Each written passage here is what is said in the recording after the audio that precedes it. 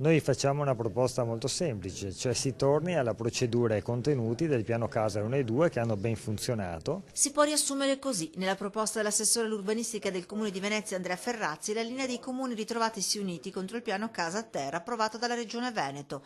Domani il Consiglio Comunale veneziano approverà una delibera che va a modificare la norma regionale, delibera del Consiglio Comunale che verrà presentata alla Regione come se fosse una vera e propria nuova proposta di legge.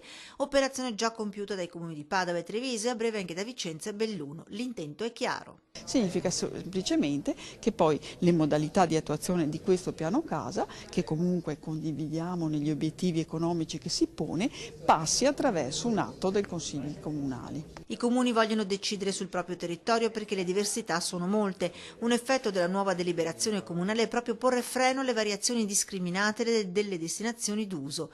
I casi Venezia e Treviso rendono ben chiara la situazione di un'applicazione selvaggia del cambio di destinazione. Se a Venezia Prevede a Venezia, nella città appunto d'acqua, la possibilità di trasformare quasi tutti gli edifici in struttura diciamo ricettiva, quindi alberghi oppure bed and breakfast eccetera, e quindi trasformando Venezia in una struttura puramente ricettiva. a Treviso invece Treviso per esempio ha bisogno in alcuni casi di una flessibilità del mutamento delle destinazioni d'uso, cosa che magari in altri territori non è giusta.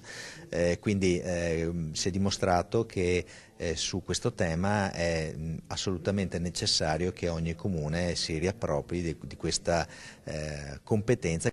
una situazione, dicono infine i sindaci, di profonda incertezza, quella che a tutt'oggi si è venuta a creare, visto che la stessa norma regionale è stata impugnata al Consiglio dei Ministri davanti alla Corte Costituzionale, che ancora non si è espressa.